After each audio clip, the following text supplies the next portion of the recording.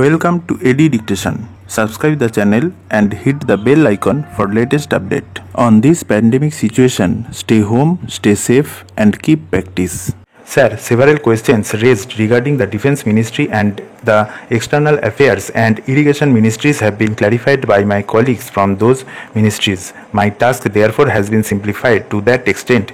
Before I go to the questions, financial and economic, raised by several honorable members, I should like to clarify one or two points which are more administrative than economic or financial. One of them was raised by my honorable friend. He raised the question about the recruitment by the Assistant Superintendent's Departmental Competitive Examination and particularly about the examination held in 1960. He said that about Rs 6 lakhs were spent for the 1960 examination and later it was declared that no vacancies were available. He therefore suggested that a definite procedure should be there and the examination should be held according to the vacancies declared in advance, and all persons who have qualified in that examination should be eligible for promotion or for appointment. Para. Sir, I do not know whether the honorable member knows how these vacancies are filled. He probably refers to the section officer's grade in the Central Secretariat Service.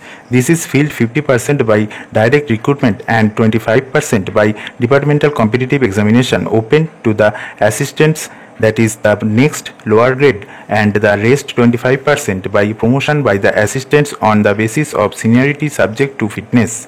The examination, therefore, that he was referring to was a departmental competitive examination for filling 25% of the vacancies.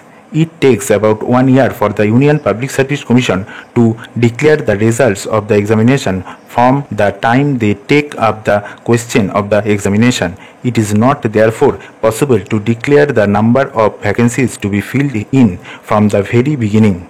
To declare them just when the results are out is more realistic, and that is what is done. Sir, if the examination is treated as qualifying examination, the number of persons who will thus become eligible for appointment will be quite unrelated to the number of vacancies to be filled in, and then the very situation which the honorable member wishes to avoid would arise. It would not then be possible to hold any of the examinations at regular intervals, and promotions against this quota would become very fitful. Para. The honorable member also suggested that the rules for recruitment and promotion etc. should be uniform for all ministries, whether participating in the Central Secretariat Service scheme or not.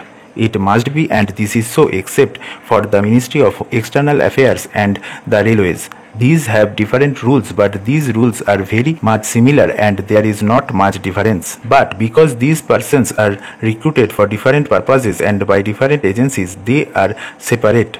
Therefore, his purpose in saving that there should be uniformity is almost carried out. The only difference is that the Ministry of Home Affairs does not control the services in these two ministries. Para.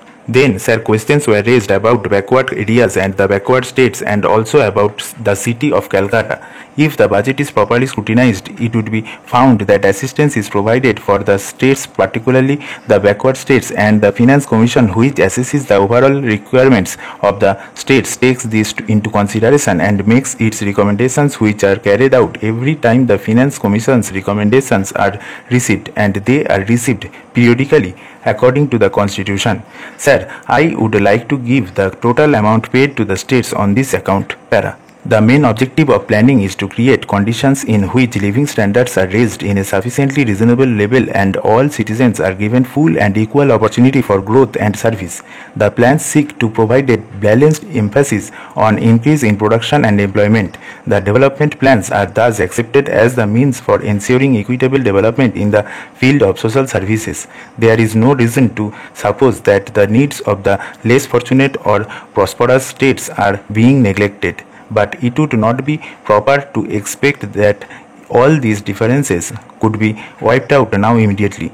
It must be seen whether we are going towards that very end or not. We are deliberately going towards that end, and we hope and trust that in course of time these inequalities would be wiped out. If not completely wiped out, at any rate they would be lessened. My honorable friend complained about inadequate provision included in the plan for meeting the growing requirements of the city of Calcutta, where even the basic services like water supply, sewage disposal, and drainage were not being augmented, and that the central government was not enthusiastic about solving these difficulties. Stop.